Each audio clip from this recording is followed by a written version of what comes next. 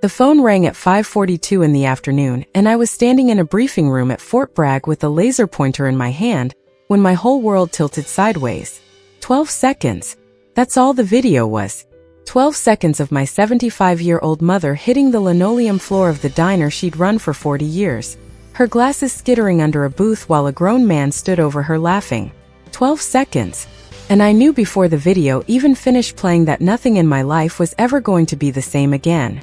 I want to tell you something about silence. Real silence. The kind that has weight to it. The kind that presses down on your chest like a hand. I've heard it in combat zones in the 2-second gap between an incoming round and the explosion that follows. I've heard it in hospital corridors at 3 o'clock in the morning, but I had never heard it the way I heard it that Tuesday afternoon standing in a conference room with 12 other officers when my phone buzzed against the table, and I saw my neighbor Carol's name on the screen. I almost didn't answer it. We were in the middle of a logistics review and Colonel Rennick was mid-sentence about supply chain redundancies. But something in me, call it instinct, call it 20 years of learning to trust the small alarm bells your body rings before your mind catches up, made me pick it up. Nicole. Carol's voice was shaking so hard I almost didn't recognize it. Nicole, you need to see this right now.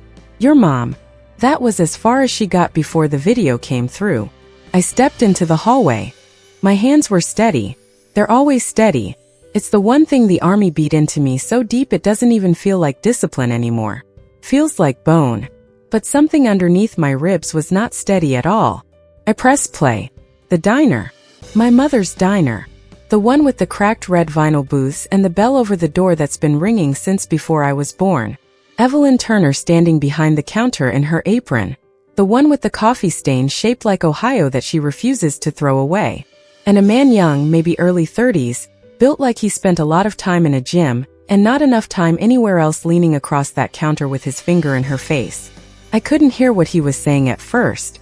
The phone that captured it was too far away, held low, half hidden, someone scared to even be filming. But I could see my mother shaking her head. I could see her small hands, the hands that used to braid my hair before school, coming up in a gesture I know better than my own name. The gesture that means I won't sign. I won't sell. And then he hit her. Not a shove, not an accident. An open-palmed slap that snapped her head sideways and put her on the floor before she even understood it was happening. The sound of it came through tiny and flat on my phone speaker, but I swear to God, I felt it in my own jaw. The diner was full.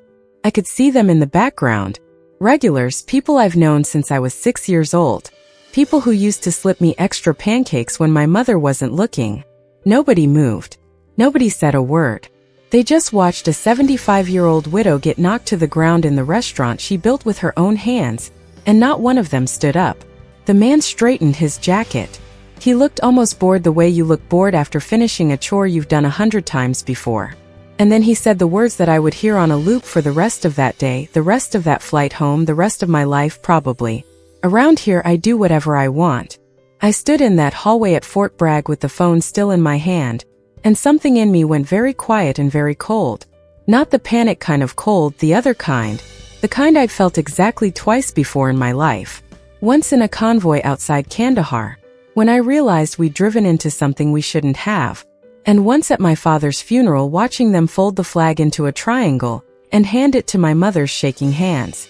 I requested emergency leave standing in that hallway. I didn't sit back down at the table. I didn't finish the briefing.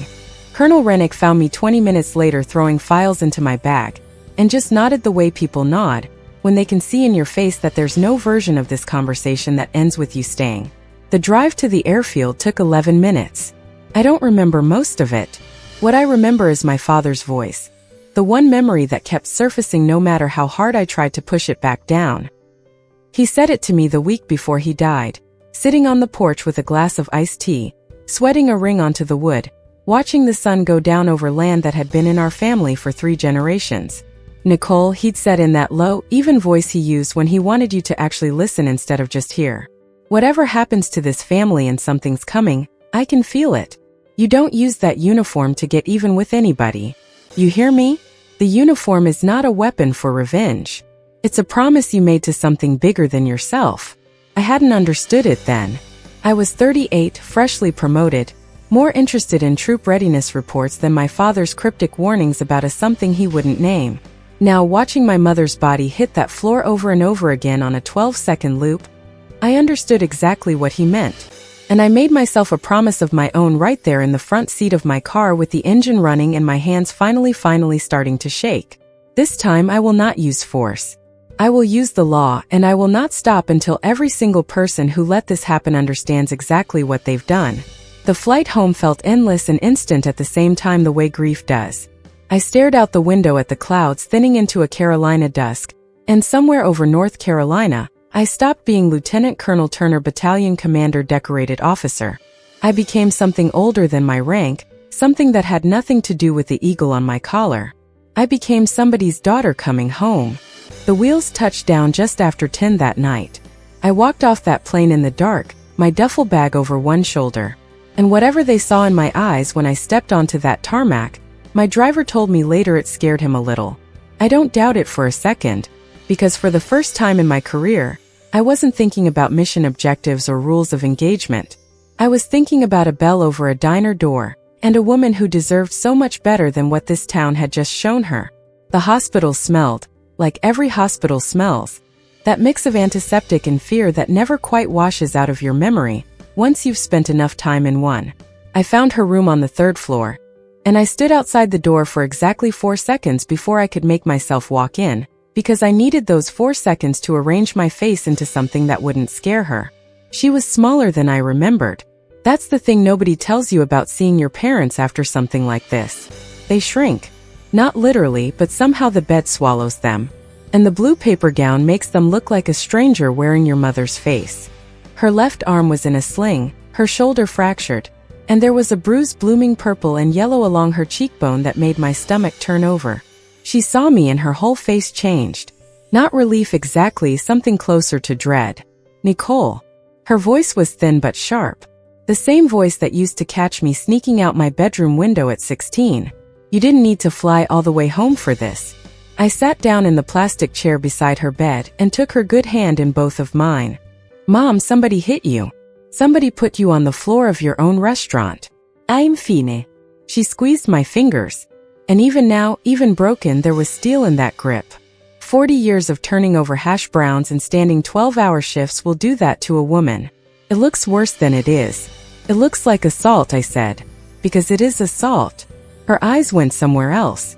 Then somewhere past me toward the window and the parking lot lights beyond it. "Please, honey, don't make this bigger than it needs to be. Please don't gather storm. Don't gather storm." That was an old phrase of hers. Something her own mother used to say, meaning, don't go looking for trouble that isn't yours to find. But this trouble had walked right into her diner and put its hand on her face, and I would not let that phrase talk me out of what I already knew I had to do. "I'm not gathering anything, Mom. I'm just going to find out what happened." She didn't answer. She just closed her eyes, and I sat there another 20 minutes listening to the soft mechanical beep of the monitor, memorizing the rise and fall of her chest before I finally kissed her forehead and told her I'd be back in the morning. The diner when I got there looked like a crime scene that everyone had agreed to pretend wasn't one. The booths were empty except for 2 old-timers nursing coffee in the corner. The overhead lights buzzing too bright for how quiet the room had gone. I asked the waitress on shift, a young woman named Kayla, who used to babysit for the Hendersons down the road, what she'd seen. "I didn't see nothing," she said, not meeting my eyes, wiping down a counter that was already clean. "I was in the back," I asked the cook. Same answer, different words. I asked the 2 old men in the corner booth, men who had been coming to this diner every single morning of my childhood. Men my mother had fed on credit more times than either of us could count when times were hard. "Didn't see a thing, Nicole," one of them said, and I watched his hand tremble slightly around his coffee cup as he said it. "I want you to understand what that felt like. Not anger, not yet. Something colder and stranger, the specific dislocating feeling of standing in a place that has known you your whole life and realizing it has decided collectively silently to look the other way." I asked to see the security camera footage. The owner of the building, not my mother, she only leases the space, told me the system had glitched that afternoon. No footage. Convenient, tidy, and about as believable as a $3 bill. I went to the sheriff's office next, still in my travel clothes, my army ID tucked in my back pocket, because I wasn't ready yet to pull that particular card. Sheriff Don Harper had the kind of face that had learned over decades exactly how to look sympathetic while telling you nothing at all. "Ms. Turner." He said, not Colonel Ms., which told me he already knew exactly who I was and had decided not to acknowledge it. "I understand you're upset, but from what my deputy gathered, this looks like your mother had some kind of fall." "A fall?" I said it flat, letting the two words sit there between us like something rotten. "Elderly folks, sometimes they lose their balance. Sad, but it happens." He shrugged a small practice gesture. "Without clear video evidence, without a single witness willing to go on record, there's not much of a case to build, Miss Turner." I looked at that man for a long moment, long enough that his eyes flicked away from mine first. 20 years in the military teaches you to read a room, to read a man's posture, and the way his hands move when he's lying versus when he's telling the truth. Sheriff Harper's hands were folded very still on his desk, and his eyes would not hold mine, and every instinct I had sharpened on years of interrogations and briefings and battlefield judgment calls told me this was not incompetence. This was a decision. Somebody had made a decision, and Sheriff Harper was simply following it. I walked out of that office into the parking lot, and stood there a moment under a sky gone the color of a fresh bruise. And I let myself feel just for 30 seconds the full weight of what I was up against. Not one angry man. A whole town that had learned over years I didn't yet understand to keep its head down and its mouth shut. That night, back at my mother's empty house, sitting at her kitchen table with a cup of coffee gone cold in front of me, there was a knock at the door. Soft, hesitant, the kind of knock that belongs to someone checking over their shoulder before they make it. It was Kayla, the young waitress from the diner. She was out of her uniform now, wearing a hoodie with the hood half up like she was trying to disappear inside it. She didn't say much. She just handed me her phone already open to a video file and said, "I filmed more than what got sent around. I was scared to show anyone, but your mom's always been good to me." I watched it standing right there in the doorway, the porch light throwing long shadows across the yard.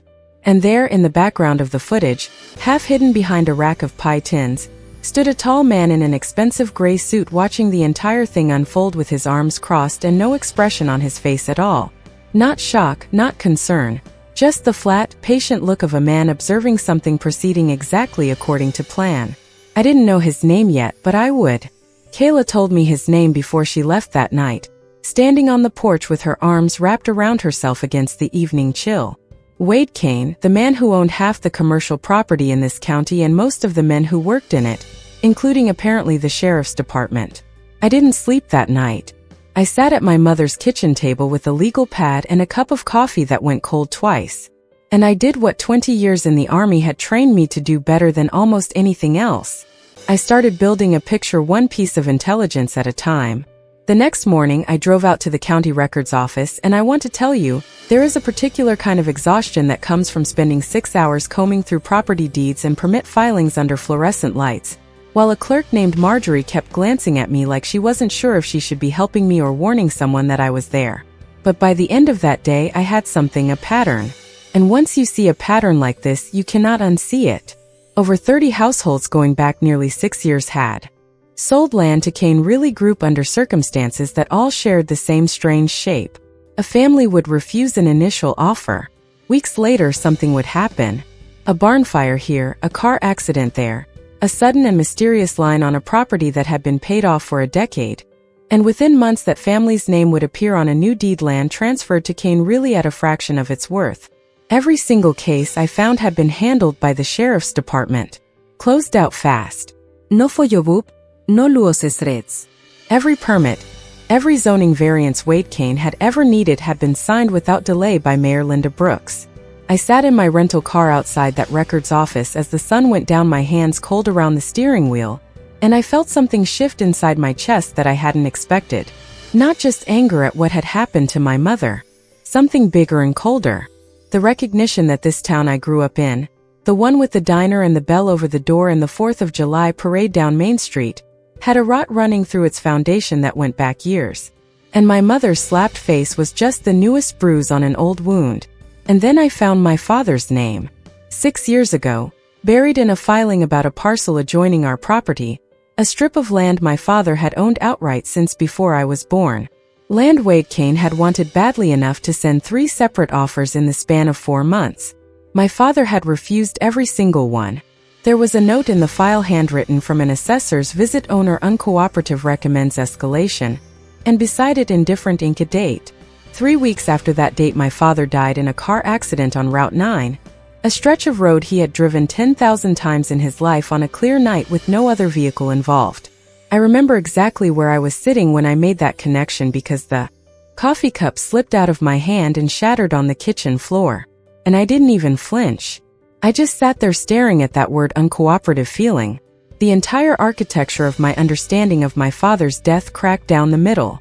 I had believed for 6 years that I lost my father to bad luck, a patch of black ice maybe, or a deer in the road, or simply the terrible randomness that takes good men before their time. That's the story my mother told me. That's the story I told myself every year on the anniversary, standing at his grave with a fistful of flowers. Now I sat in that kitchen and let myself consider for the first time that my father hadn't died of bad luck at all. 2 days later a man showed up at my mother's door I didn't recognize. He was in his 70s, wearing a cardigan despite the heat, carrying a leather satchel that looked older than I was. He introduced himself as Harold Weiss, a retired attorney who had practiced in this county for 40 years before W.D. Kane, in his words, made it impossible to practice honestly here anymore. He sat at that same kitchen table, the one with the coffee stain I still hadn't wiped up, and he opened that satchel like a man unburdening something he'd carried far too long. "Your father came to me," he said, "about 6 weeks before he died." He'd figured out what Kane was doing, not just the land grabs, the whole machine behind it, the falsified appraisals, the kickbacks to the sheriff's office, the permits Linda Brooks was signing in exchange for a piece of every deal. He slid a folder across the table. Inside were photocopied land records side by side with contracts that didn't match, signatures that had clearly been altered, dates that didn't line up with the paper trail. And beneath all of it, a small black recorder, the kind you'd buy at a drugstore electronics counter, its casing scratched and worn. "Your father recorded a meeting," Weiss said quietly. "The last one he ever attended before he died. Eva had this in a safe deposit box for 6 years, waiting for someone in your family, brave enough or angry enough to come looking." I didn't know if that would ever happen, but then I saw the video from the diner circulating online, and I saw your name attached to it, Lieutenant Colonel, and I thought maybe now. I sat there holding that recorder in both hands, feeling its weight, feeling the 6 years of silence pressing out of it like something finally exhaling. He knew, I said, not really a question. "He knew everything," Weiss said. "And I believe, though I can never prove it in a way that would satisfy a jury on its own, that it's exactly why he's not here anymore. I want to be honest with you about what I felt in that moment, because it would be easy to tell you it was rage, pure and simple, the kind of thing that makes for a satisfying story. But it wasn't only rage. It was grief, fresh and sharp, as the day we buried him, mixed with something that felt almost like relief. The relief of finally understanding a shape I'd been staring at for 6 years without seeing clearly. My father hadn't died by accident. My father had died protecting something, and he had left behind without ever telling a soul the exact evidence I would need to finish what he started. I looked at that old recorder sitting on the table between us, and I made a decision that would change everything that came after. It was time to stop investigating quietly. I decided for the time being to keep my rank quiet. It wasn't strategy exactly, not at first. It was more that I wanted to see this town the way my mother saw it every single day, without the shield of a uniform standing between me and the truth of how people actually behaved when they thought no one important was watching. So the next morning I walked into the diner in jeans and an old university sweatshirt. My hair pulled back, nothing on me that said Lieutenant Colonel Nicole Turner, United States Army. I sat in the corner booth, the one closest to the register, and I watched. My mother was back at work already, against every piece of advice her doctor had given her, her arm still in its sling, moving behind that counter, with a stubbornness I recognized because I inherited every bit of it. She was pouring coffee for a trucker at the counter when the bell over the door rang and Travis Kane walked in like he owned the place, which I was beginning to understand in every way that mattered in this town. He believed he did. He was younger than I expected, up close, early 30s, built like a man who spent a lot of money on a gym membership, and not nearly enough time reading a book. He grinned when he saw my mother, an easy casual grin that made my skin crawl precisely because of how comfortable it was. Well, look who's back at it, he said, sliding onto a stool at the counter like this was any other Tuesday. Your daughter, come home, Evelyn. I heard she flew all the way in from wherever it is she plays soldier. My mother's hand went very still around the coffee pot. Travis, please just order something and go. I heard she's been asking around, he said. Not moving, watching her face carefully now. Talking to folks at the records office, digging around in things that aren't her business. I felt every muscle in my body go taut, but I didn't move from that booth. Not yet. She's just worried about her mother, Evelyn said. Quiet. Careful, the voice of a woman who has spent years learning exactly how much pressure a situation can take before it breaks. Any daughter would be.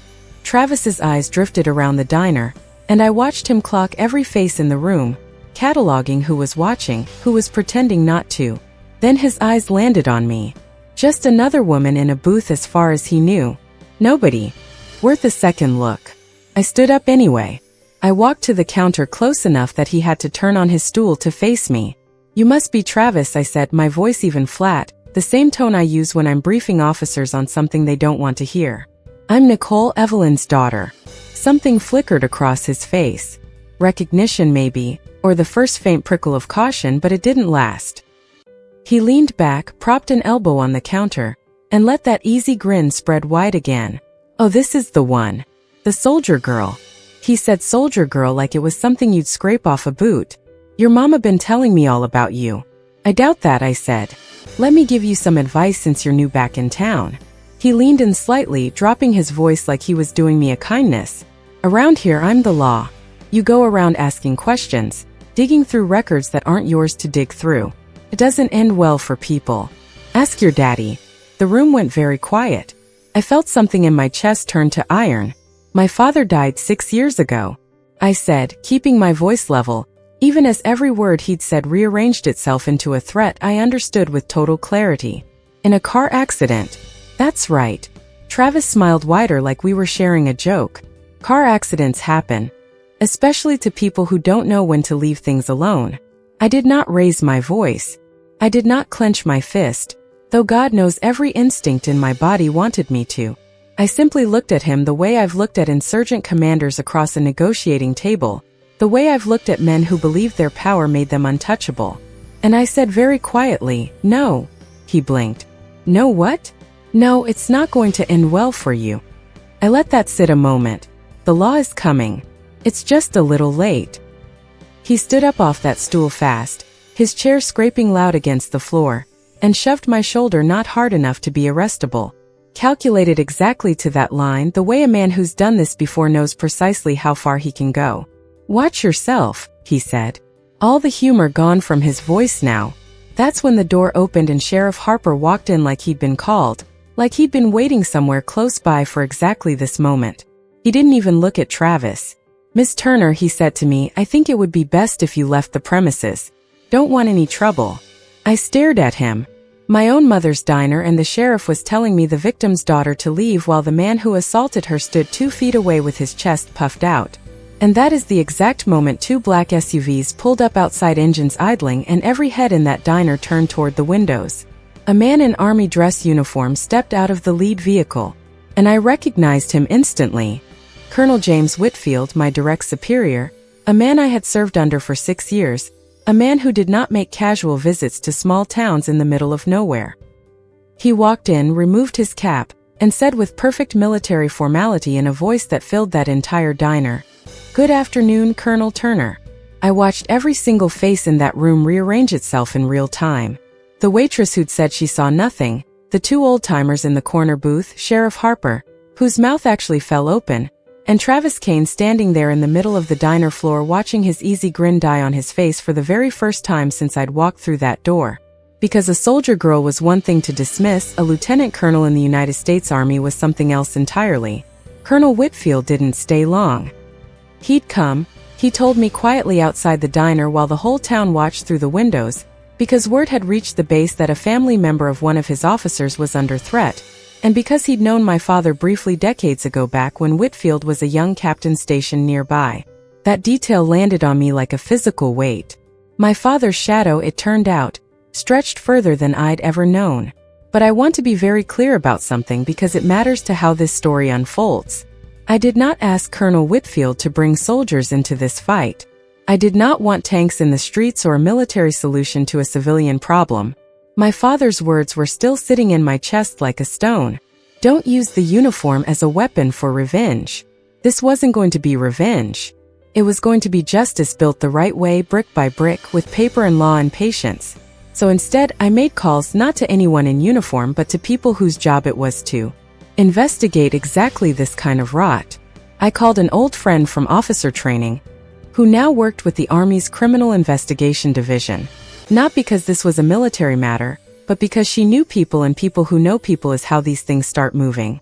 She connected me to a contact at the FBI's field office, 2 counties, over a woman named Special Agent Ranata Cole, who listened to me for 40 minutes without interrupting once and then said 6 words that I will remember for the rest of my life.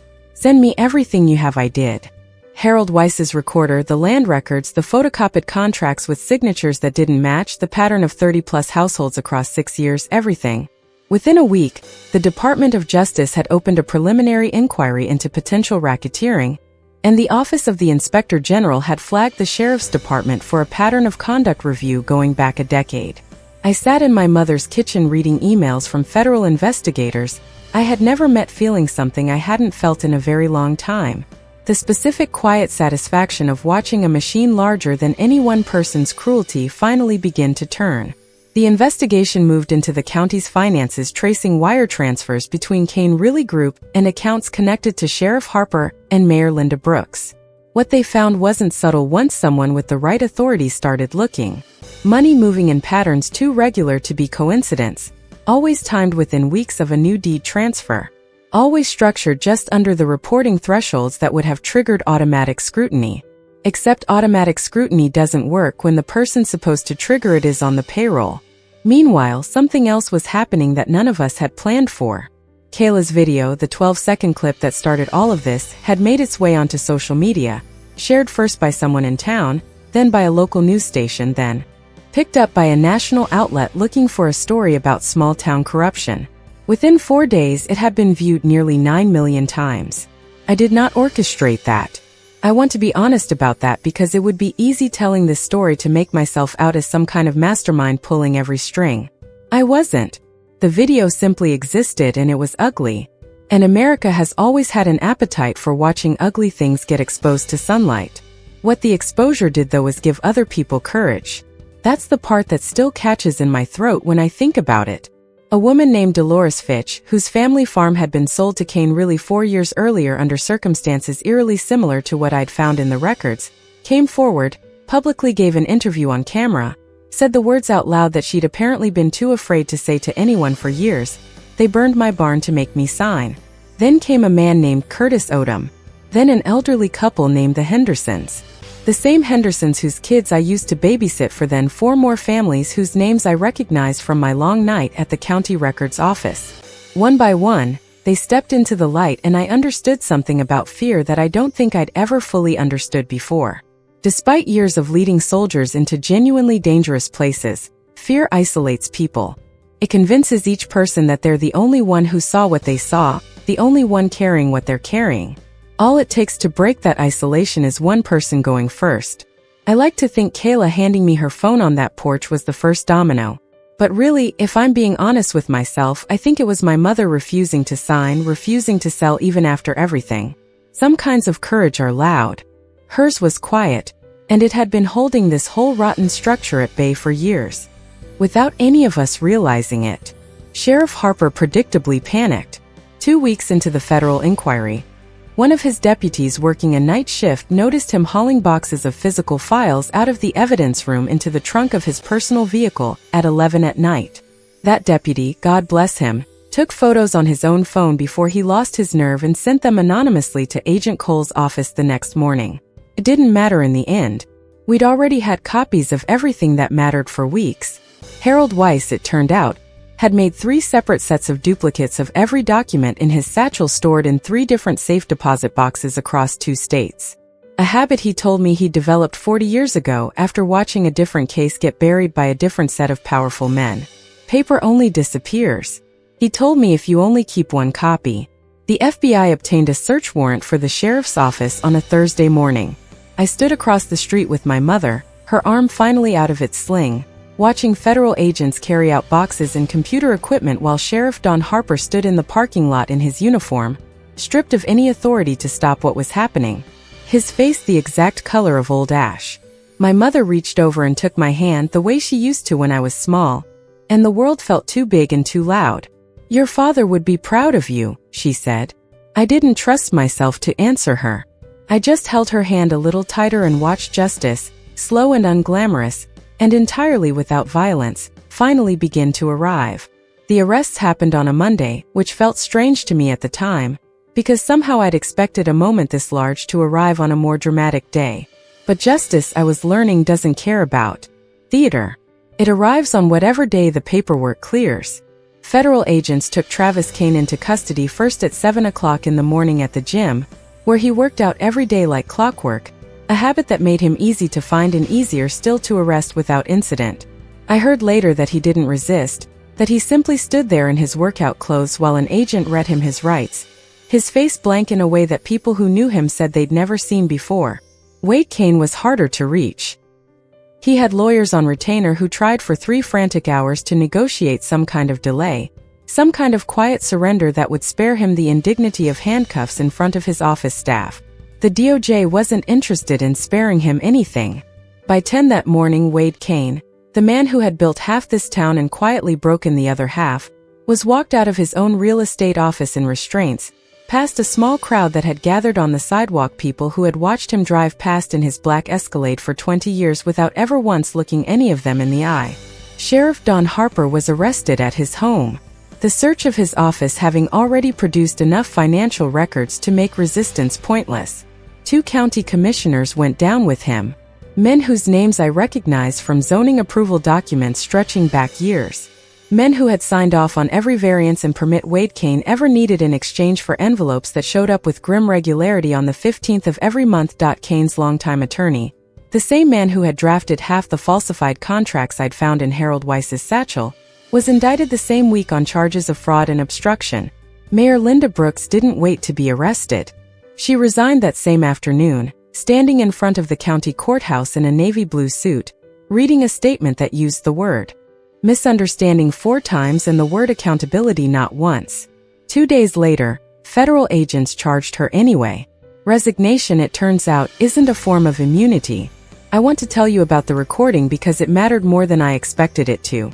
Harold Weiss's small black drugstore recorder, the one my father had used to capture the last meeting he ever attended, turned out to contain something none of us had anticipated. Not just my father's calm, measured voice asking pointed questions about falsified appraisals.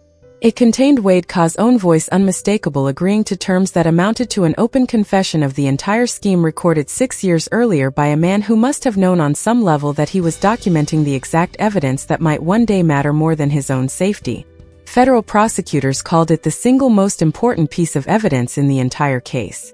I call it my father's last act of love for a family he wouldn't live to see protected. I sat in a small federal building 2 counties over the week. The charges were formally filed, listening to an agent read through the counts against Wade Kane and Sheriff Harper: racketeering, extortion, fraud, obstruction of justice, and in a paragraph that made my hands go cold as I read it, a reopened homicide investigation into the circumstances surrounding my father's death. Not yet a charge, an investigation. But after 6 years of believing I'd lost my father to bad luck, even the word investigation felt like something breaking open inside my chest. Travis Kane, out on a bond his father's lawyers had scrambled to arrange, found me one last time before the arraignment. It was in the parking lot outside the courthouse of all places. Gray sky overhead, cameras from 3 different news vans setting up 30 yards away. He looked smaller than he had in the diner. Not physically, he was still built the same way, but something in him had deflated, the swagger gone out of it entirely. "This is all because of one slap," he said, and his voice cracked slightly on the last word. Disbelief and something like genuine confusion tangled together. "You did all this because I hit an old woman." I looked at him for a long moment. I thought about my mother's hands shaking around a coffee pot. I thought about 30 families who'd lost their land to fear, dressed up as bad luck. I thought about my father driving home on a clear night on a road he knew better than his own hands. 3 weeks after an assessor's file noted him as uncooperative. No, I said, it's not because of one slap. He waited, and for the first time since I'd met him, I saw something like real fear cross his face. It's because for decades, I said, people like you and your father decided you were above the law, that the law was something other people had to follow. My mother refused to sell her diner, and instead of taking no for an answer like a decent human being, you decided the answer didn't matter. That's not one slap, Travis. That's a whole philosophy of cruelty. And it finally ran into someone who wasn't willing to look away. He didn't say anything else. He just turned and walked toward the courthouse doors, flanked by his lawyer, his shoulders no longer squared with the confidence I remembered from that first day at the diner counter. I stood in that parking lot a while longer after he'd gone inside, watching the news vans finish setting up, watching reporters check their microphones, watching this strange, ordinary Monday become the day an entire corrupt structure came apart at its seams, because one video 12 seconds long had traveled further than anyone who filmed it could have imagined. My mother called me that evening. She'd watched the arrests on the local news sitting in her own living room in the house my father built. And her voice when I answered had something in it I hadn't heard in years. Relief. Real unguarded relief. It's over, she said quietly. I didn't correct her though. I knew in the way, these things after 20 years of watching how justice actually moves through the world, that it wasn't quite over yet. There would be trials. There would be appeals. There would be a homicide investigation into my father's death that might take months or years to reach any kind of conclusion. But something essential had ended that Monday all the same. The silence had ended. The fear that had kept an entire town looking the other way for years had finally cracked open. And in its place, for the first time since I could remember, something like hope was beginning to take root. A year moves differently when you've spent it watching a broken thing slowly get rebuilt. I want to tell you about the last day of that year because it's the day I think about most now, more than any of the arrests, more than the headlines, more than the long months of testimony that followed. The diner had been closed for renovations for 6 weeks that spring. Not because it needed to be. The old bones of the place were fine. The same cracked booths could have gone another 20 years if my mother had let them, but because the town had decided, almost without anyone officially deciding anything, that this building deserved to be more than it had been. Donations came in from 3 states. A contractor from 2 towns over did the framing work for free. Told my mother he'd grown up eating her pancakes on Sunday mornings, and this was the least he could do. People I'd never met sent letters with checks folded inside, some for $5, some for $500. All of them saying some version of the same thing. Thank you for not staying quiet. I flew home for the reopening. I wore my dress uniform that day, not because I wanted attention, but because my mother asked me to. And there are very few requests from that woman I've ever been able to refuse. The whole town showed up. I mean, that literally Main Street was closed off, folding chairs set up on the sidewalk. A local band playing something that sounded like it belonged at a county fair. And my mother stood at the center of it all in a new dress she'd bought specifically for the occasion, holding a pair of oversized scissors in her one good hand, while the other rested still slightly stiff at her side. Somebody had commissioned a small bronze plaque mounted beside the door where the old bell still hung. I read it 3 times before the ceremony started because I wanted to make sure I had it memorized before I watched my mother read it for the first time in front of everyone. Justice begins when one person refuses to stay silent. She cut the ribbon. The crowd cheered in that particular way. Small towns cheer warm and a little rough around the edges. And then everyone filed inside for coffee and pie. And the diner that had witnessed the worst afternoon of my mother's life became in that single moment something else entirely. A landmark, a promise kept in public. I didn't give a speech. Several people asked me to, a local reporter included, but I shook my head each time. This wasn't my day to speak. I found a booth in the corner instead, the same corner I'd sat in, wearing an old sweatshirt months earlier, watching Travis Kane walk in like he owned the place. And I ordered a slice of my mother's apple pie and ate it slowly, letting the noise of the reopening wash over me. A little girl, maybe 7 years old, wandered over at some point while her mother was distracted talking to a neighbor. She looked at my uniform with the particular unguarded curiosity that only children seem to have left in them. "Are you a police officer?" she asked. I smiled. "No." "Are you a soldier?" "I am," I said. "But that's not really why I'm here today." She tilted her head, waiting for more, the way kids do when an answer doesn't quite satisfy them. Then who are you? She asked. I thought about my father on that porch, iced tea sweating onto the wood, telling me never to use my uniform for revenge. I thought about Harold Weiss's satchel, 3 sets of duplicates hidden in safe deposit boxes across 2 states, because he'd learned decades ago that paper only disappears if you only keep 1 copy. I thought about Kayla standing on a porch in a half-zipped hoodie, handing over a phone because my mother had always been good to her. I thought about 30 families who found their courage only after somebody else found theirs first.